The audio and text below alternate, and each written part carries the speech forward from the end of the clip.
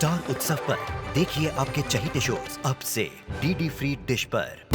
बाणासुर को वचन केवल मैंने ही दिया, तुम सभी अपने विकल्पों का चयन करने हेतु स्वतंत्र हो। स्वतंत्र हो ये निर्णय लेने के लिए कि तुम मेरे साथ लड़ोगे या मेरे विरुद्ध।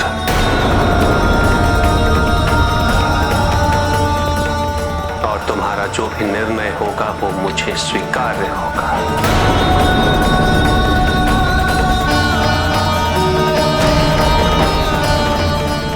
हमारे लिए अत्यंत कठिन है, क्योंकि यहाँ एक और हमारे स्वामी हैं और दूसरी ओर हमारे भ्राता।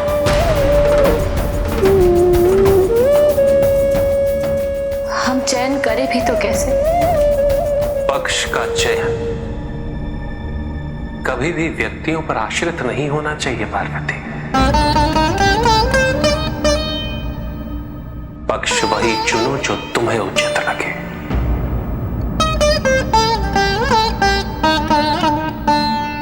यदि एक ओर बाणासुर का अहंकार, उसका अधर्म, और दूसरी ओर श्री कृष्ण की विनम्रता, उनकी धार्मिकता होती तो चयन अत्यंत सरल था। क्योंकि सभी को अब यह ज्ञात है कि बाणासुर का अंत आवश्यक है, किंतु महादेव द्वारा बाणासुर के रक्षा के वचन से यह निर्णय सभी के लिए अत्यंत कठिन हो गया है। भूल जाओ कि मैंने बाणासुर को कोई वचन दिया, उस पे अपना निर्णय आश्रित न करो। स्वामी, इस युद्ध में हम आपके साथ हैं।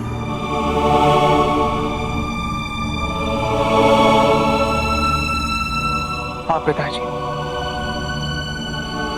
मैं भी आपके साथ हूं, किंतु मैं बाणासुर का साथ देने ही तो नहीं, अबे तो अपने पिता के वचन की पूर्ति हेतु युद्ध करूंगा।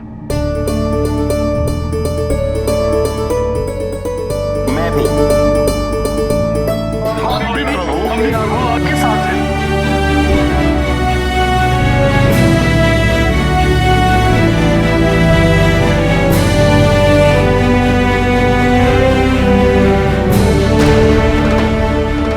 तैयार रहो।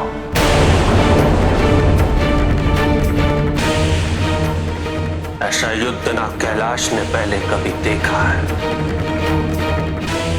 और ना कभी देखेगा।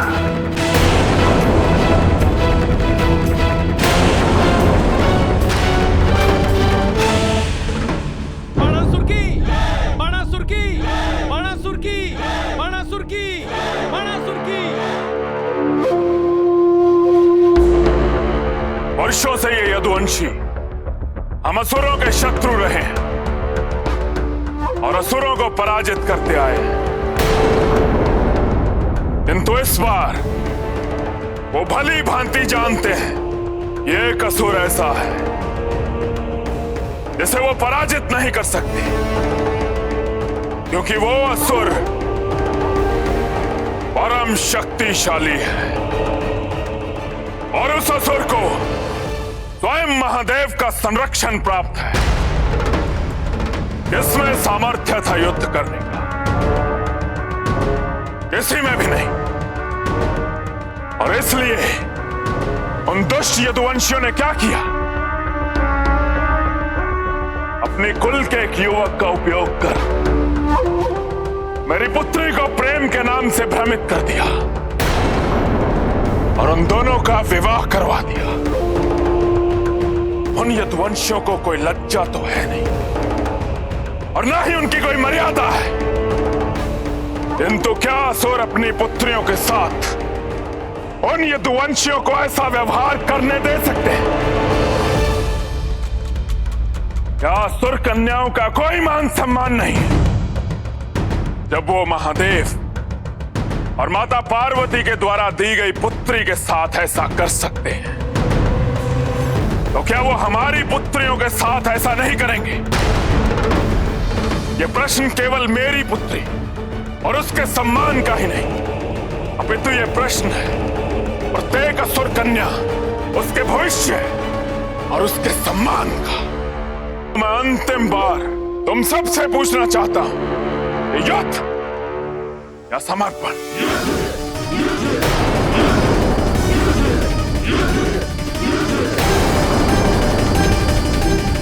हम युद्ध करके उन सभी यदुवंशियों को पराजित करेंगे। बाणासुर की, बाणासुर की, बाणासुर की, बाणासुर की।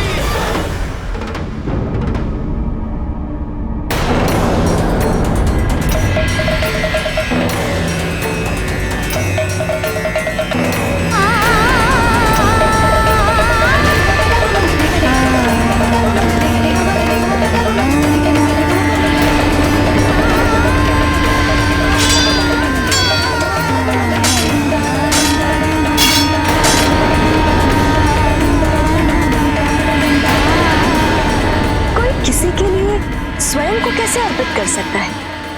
अपने आप को कैसे खो सकता है? जहाँ प्रेम होता है वहाँ प्रश्न नहीं होता।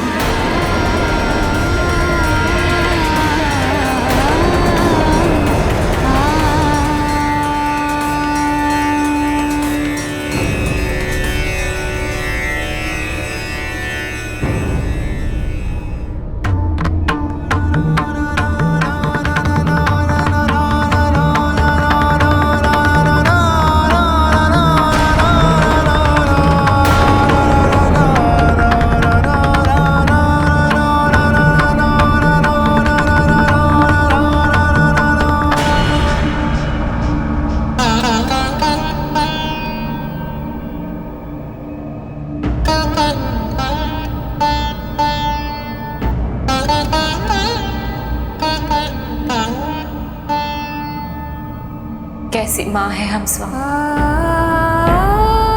जो अपनी संतान की रक्षा भी नहीं कर पा रही है। हमने ही तो उसे आशीर्वाद दिया था इस सुख का, और अब हम स्वयं ही उसके विरुद्ध खड़े हो गए। एक माँ एक संतान की नियति के विरुद्ध कैसे हो सकती है? ये कैसा द्वंद्व है एक माँ और पत्नी?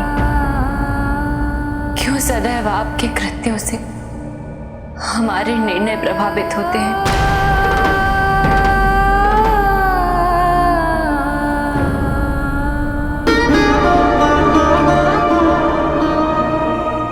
हाँ,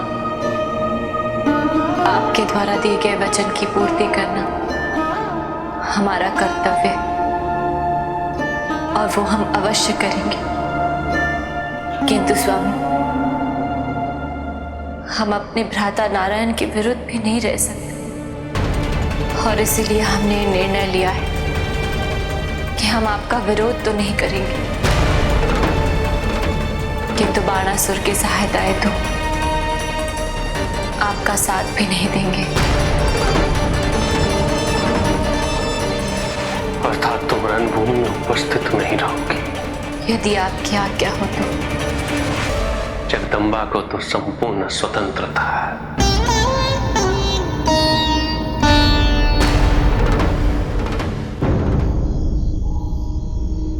अभी तक द्वारका से कोई सूचना क्यों नहीं आई? धैर्य अनिरुद्ध, ये समझ लो, जब तक दाव यहां नहीं पधारते तब तक संधि का अवसर शेष है।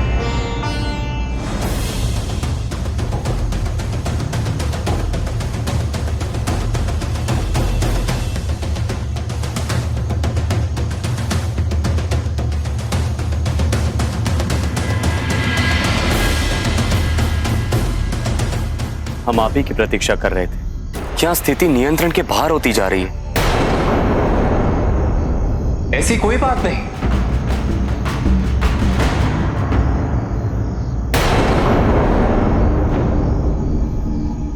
प्रभु, मुझे ज्ञात है कि मेरे स्वामी ने जो कुछ भी किया वो अनुचित है। फिर भी मैं आपसे प्रार्थना करने आई कि आप उनकी रक्षा का वचन निभाएं, क्योंकि मैं जानती हूँ यदि आपने उनका इस युद्ध में साथ नहीं दिया परिणाम क्या होगा। वो सोचते हैं कि वो अजय है, किंतु मैं जानती हूँ कि श्री कृष्ण को पराजित करना असंभव है। और श्री कृष्ण के विजय होने का अर्थ है कि मैंने बाणासुर को वचन दिया है वाणी, और उसकी पूर्ति हेतु मैं बाध्य हूं, भले ही उसके विरुद्ध कोई भी हो।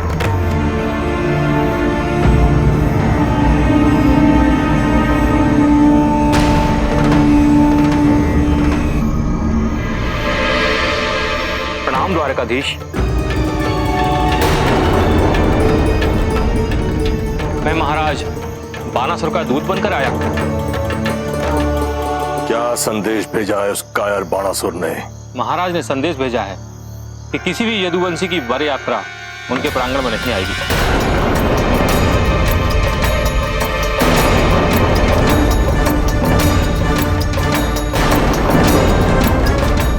उचित है। संदेश पहुंचाने के लिए आपका धन्यवाद कुंभार। अब आप जा सकते हैं। आपकी तरफ से कोई संदेश है द्वारकाधीश?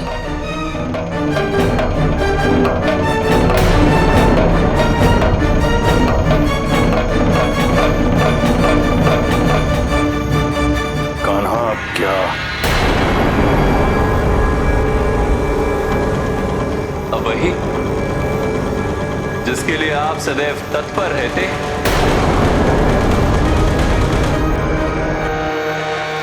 युद्ध युद्ध युद्ध युद्ध।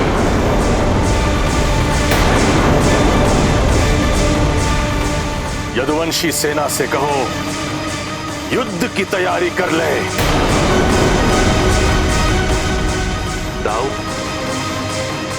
आपको एक युद्ध की तैयारी करनी और मुझे एक महायुद्ध की। नारायण नारायण।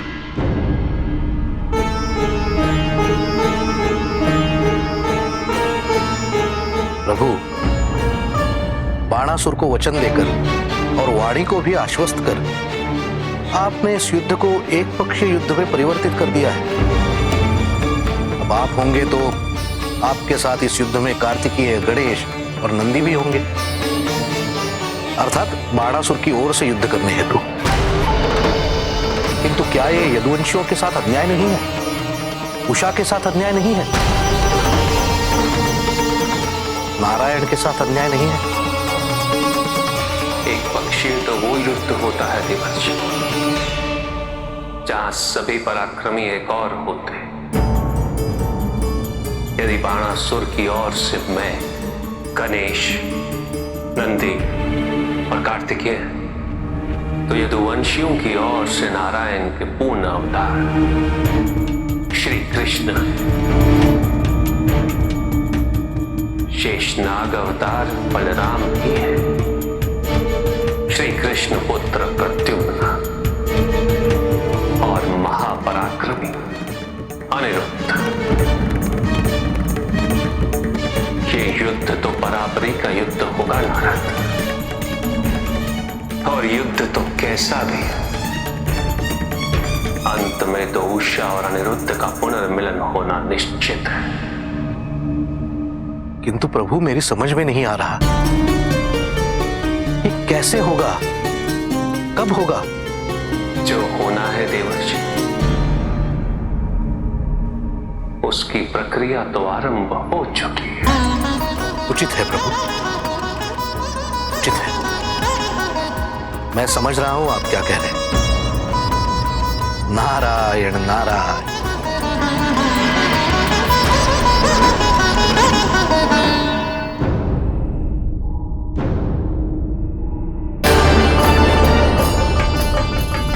प्रवेश तो करें शोनित पर में। प्रत्येक यदुवंशी अपने प्राणों से जाएगा। पिताजी ने द्वारका से सैनिक भेजे हैं, वे शीघ्र ही यहां पहुंचते होंगे।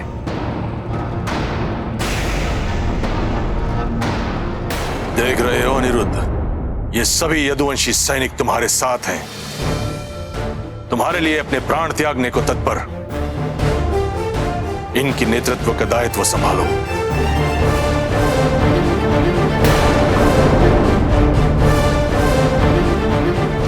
कुंभान, मुझे ऐसा क्यों प्रतीत हो रहा कि इन यदुवंशियों की सेना बढ़ती ही जा रही है? क्या इनकी सेना हम असुरों से भी अधिक है? कुंभान, हमें भी और सैनिकों की आवश्यकता पड़ेगी। जाओ और शौनितपुर की समस्त प्रजा से कहो कि वो सैनिक बनकर हमारे साथ युद्ध में सम्मिलित हो। हम इन यदुवंशियों को विजयी होने का कोई भी अवसर नहीं दे सकते।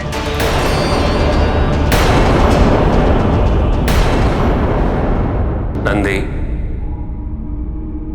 गणेश, कार्तिकेय, क्या बानासुर की ओर से युद्ध करने के लिए तैयार हो तुम सब? ये युद्ध में केवल आपके वचन की पूर्ति हेतु लड़ रहा हूं। और मैं तो वहीं रहूंगा जहां मेरे प्रभु होंगे। गणेश, मन में कोई शंका? नहीं पिताजी, मैं युद्ध से पूर्व उषा से भेंट करना चाहता हूं। अवश्य पुत्र।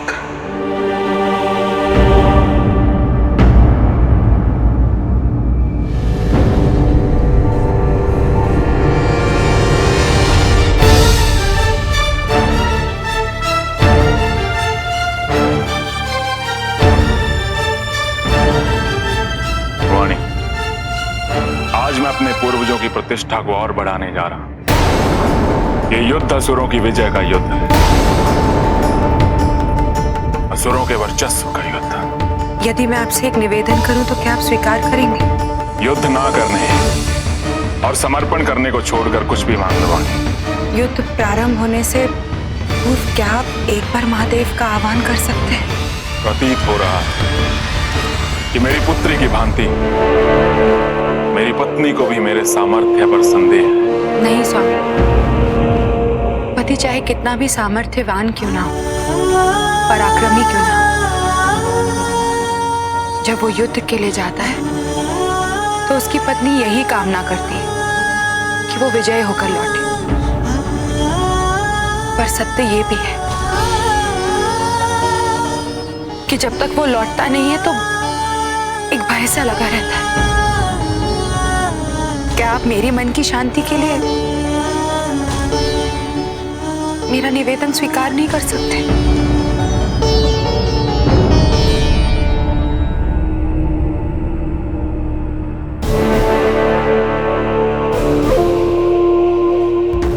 हे महादेव, युद्ध आरंभ होने से पूर्व मैं आपका आह्वान कर रहा हूं ताकि मुझे हर समय आपकी सुरक्षा प्राप्त हो सके।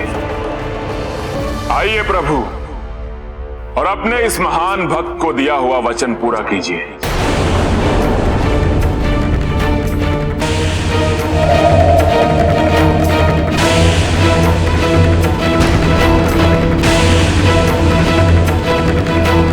प्रणाम महादेव।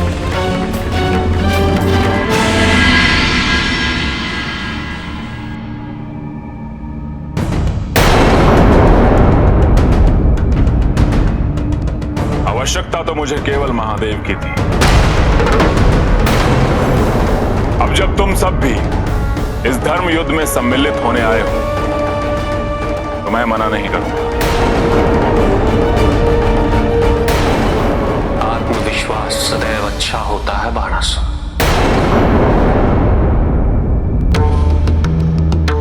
किंतु आत्मविश्वास जब अहंकार में परिवर्तित हो जाए तो व्यक्ति को दुर्बल बना देता है। युद्ध आरंभ होने से पूर्व तुम्हें अपनी शत्रु की सेना का उचित मुख्यांकन करना चाहिए। महादेव, जब आप स्वयं मेरे साथ हैं तो फिर कोई भी मेरा कुछ नहीं कर सकता, कोई यदुवंशी भी नहीं।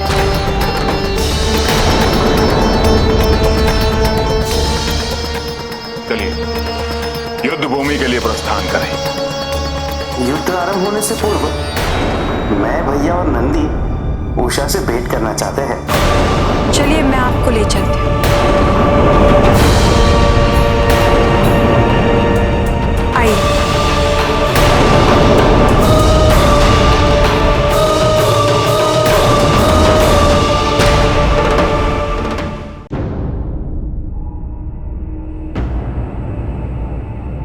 कान्हा, विचित्र हो तुम भी।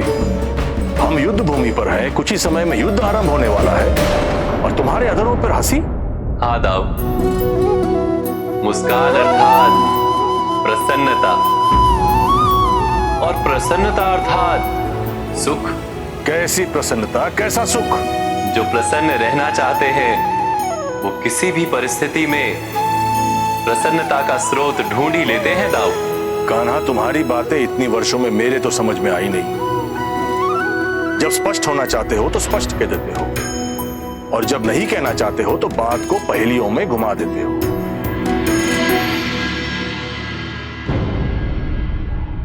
मेरे लिए कोई आदेश पितामह?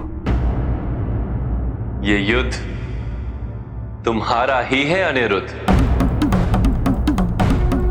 हम तो केवल सहायता करने आए, इसलिए इस युद्ध को लड़ने में अपनी मर्यादा और मान का बोध सदैव रहे। उन्हें एक दिन का समय दिया था जिसकी अवधि पूर्ण होने वाली है। कुछ ही समय में शंखनाद के साथ युद्ध आरंभ होगा, और इस युद्ध में जो भी तुम्हारे विपक्ष में होगा वो तुम्हारा शत्रु है।